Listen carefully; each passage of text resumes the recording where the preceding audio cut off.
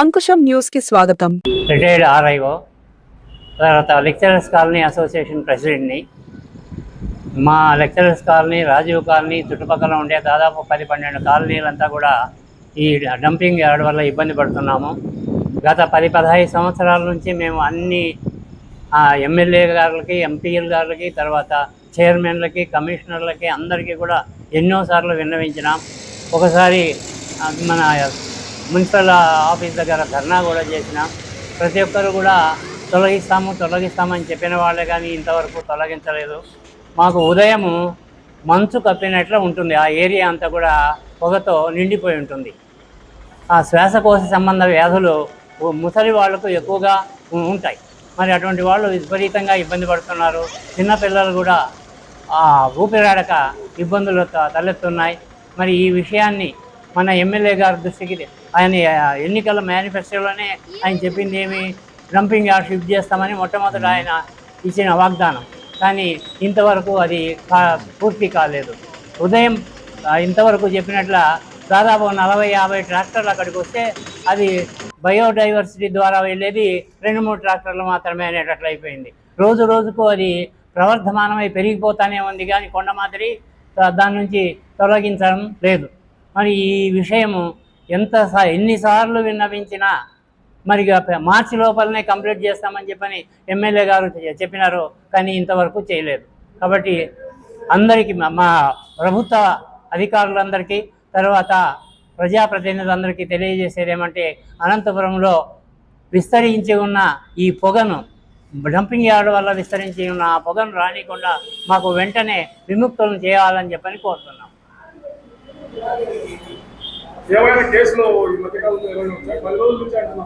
10 రోజులనే కాదు, దాదాపు 10-12 ఏళ్ళ నుంచి మేము ఇబ్బంది అనుభవిస్తున్నాం. నేను ఆ కాలనీలో 2006-7లో ఇల్లు కట్టుకున్నాను. మరి 2007 నుంచి ఇదే, అంటే 20 ఏళ్ళ నుంచి మేము అనుభవిస్తున్నాం. 20 ఏళ్ళ నుంచి మరి ఎన్నిసార్లు విజ్ఞప్తి చేయించాము, అయినా ఇంతవరకు దాని మీద శ్రద్ధ వహించలేదు. గత ప్రభుత్వంలో అనంత వెంకటరామరెడ్డి గారు వచ్చి చూసినారు, తీసేస్తామని చెప్పినారు. తర్వాత ఈ ఎమ్మెల్యే గారు కూడా చేస్తామని చెప్పినాడు. తర్వాత ఆయన చంద్రబాబు నాయుడు కూడా చెప్పించినాడు. చంద్రబాబు నాయుడు ఎలక్షన్ ప్రాసెస్లో వచ్చినప్పుడు ఇక్కడ చంద్రబాబు నాయుడు కూడా డంపింగ్ యార్డ్ తొలగిస్తామని చెప్పినాడు. కానీ ఇంతవరకు దాని మీద శ్రద్ధ వహించలేదు. అది పూర్తిగా ఇమ్మీడియట్గా తొలగిస్తే ఆ ఏరియాలో ఉండే దాదాపు 2-3 లక్షల మంది కాలనీ వాసులకు ఇబ్బంది తొలగించినట్లు అవుతుంది. అది విస్తరిస్తూ ఉంటుంది కాబట్టి టౌన్లో ఉండే వాళ్ళకు కూడా ఇబ్బందే. మరి ఉత్తర భాగంలో ఉండే కాలనీ వాసులను ఆరోగ్యంగా ఉండేటట్లు చేయాలని చెప్పని కోరుకుంటున్నాను. ఓకేనా? నా పేరు వీరేంద్ర, ప్రగతిశీల ప్రజాస్వామ్య విద్యార్థి సంఘం అనంతపురం జిల్లా ప్రధాన కార్యదర్శి. డంపింగ్ యార్డు గత 10 సంవత్సరాలుగా దాన్ని తీసివేస్తాము అని చెప్పి గతంలో వైసీపీ ప్రభుత్వం కూడా రాజు కాలనీ ప్రాంతంలోకి వచ్చినప్పుడు, అప్పుడు ప్రచారంలోకి వచ్చినటువంటి అనంత వెంకటరామరెడ్డి గారు కూడా మేము అధికారంలోకి వస్తే ఖచ్చితంగా అంటే దాన్ని తరలిస్తాము అని చెప్పడం జరిగింది. దాని తర్వాత ఆ చెత్త చాలా పేరుకుపోతే దరిదాపుగా 10 ఎకరాల్లో ఆ చెత్త ఉంది. 5 లక్షల టన్నులుగా తేల్చి అప్పుడున్నటువంటి ప్రభుత్వము ఒక ప్రైవేట్ కంపెనీకి దాన్ని ప్రాసెసింగ్, అంటే బయో ప్రాసెసింగ్ చేసేదానికి అప్పగించడం జరిగింది.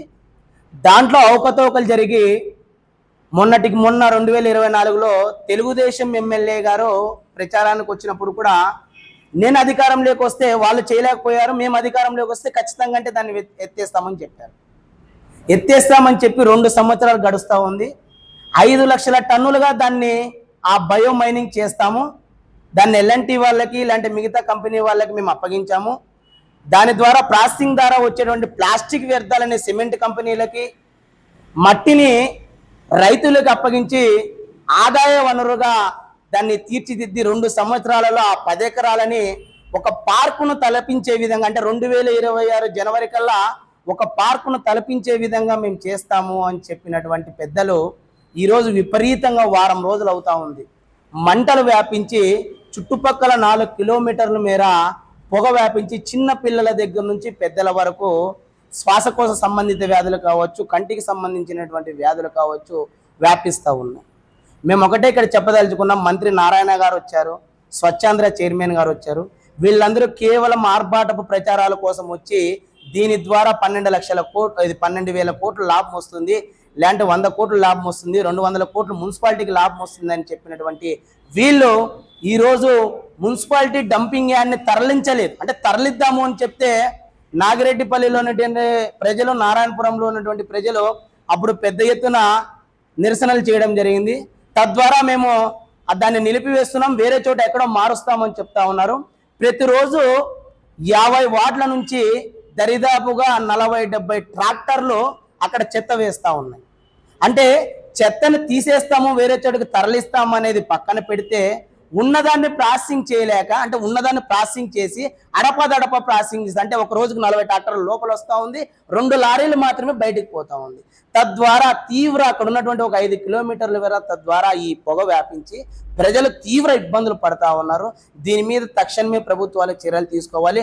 లేకపోతే ఖచ్చితంగా అంటే రాబోయే రోజుల్లో మేము పెద్ద ఎత్తున రాజు కాలనీ పంచాయతీ ప్రజల దగ్గర నుంచి చుట్టుపక్కల 5 కిలోమీటర్ల మేర ప్రజల్ని కలుపుకొని మేము ఖచ్చితంగా అంటే రాబోయే రోజుల్లో పెద్ద ఎత్తున ఉద్యమాలకు శ్రీకారం చుడతామని హెచ్చరిస్తా ఉన్నాం, డిమాండ్ చేస్తా ఉన్నాం.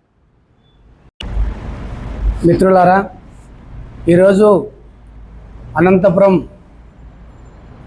నడిబొడ్డున ఉన్నటువంటి డంపింగ్ యార్డు విషయమై ఇవాళ ప్రెస్ క్లబ్లో ఇటు ప్రభుత్వానికి, మేధావులకి అందరికీ తెలియజేయమేమనగా, డంపింగ్ యార్డు వలన గత ప్రభుత్వం కూడా దాని నుంచి చాలా నష్టం వచ్చిందని చెప్పి ప్రభుత్వానికి ధర్నాలు చేసి నిరసన తెలియజేశాం. అప్పుడు కూడా ప్రభుత్వం మేము దాన్ని డంపింగ్ యార్డ్ మారుస్తామని చెప్పేసి బాహాటంగా ప్రకటించింది. అయినా చేయలేకపోయింది. ఎన్నికల మేనిఫెస్టోలో ప్రచారానికి వచ్చి ఇప్పుడున్నటువంటి అధికార పార్టీ దాన్ని ఎత్తేస్తామని చెప్పేసి టౌన్ ఎమ్మెల్యే గారు తెలియజేశారు. మా ప్రభుత్వం వస్తేనే డంపింగ్ యార్డ్ చేస్తామని. ఇప్పుడు మొన్న ప్రభుత్వం కూడా ప్రకటించింది, రాష్ట్ర వ్యాప్తంగా మొత్తము ఎక్కడైతే చెత్తా చెదారం అయితే ఉన్నదో దాన్ని అందరికీ కూడా సేకరించండి, కొత్త వాహనాలు కూడా రిలీజ్ కూడా చేసింది. దానికి సంతోషించినటువంటి విషయమే ఒక విషయం. కానీ ఆచరణాత్మకంగా మాత్రము అక్కడ డంపింగ్ యార్డ్ అనంతపురంలో ఉండడం వలన, జిల్లా విస్తరించడం వలన అక్కడ రూరల్లో ఉన్నటువంటి ప్రజలు చాలా ఇబ్బందులు పాలవుతున్నారు. ఒక పక్క వర్షాలు వచ్చి తర్వాత చుట్టుపక్కల కాలువలు ఉండడం వలన అక్కడ నీళ్ళు డ్రైనేజ్గా నిలబడి దాని మీద చెత్త మీద పడడం వలన ఈ వాసనకి అక్కడ ఉన్నటువంటి చుట్టుపక్కల ప్రాంత ప్రజలు మాత్రము కాపురం చేయలేని పరిస్థితి ఒకటి ఉన్నది. వాళ్ళకి దద్దుర్లు వస్తున్నాయని చెప్పేసి గతంలో తెలియజేశాం, కానీ వాళ్ళకు అనారోగ్య కారణాల చాలా ఉన్నాయని తెలియజేశాం.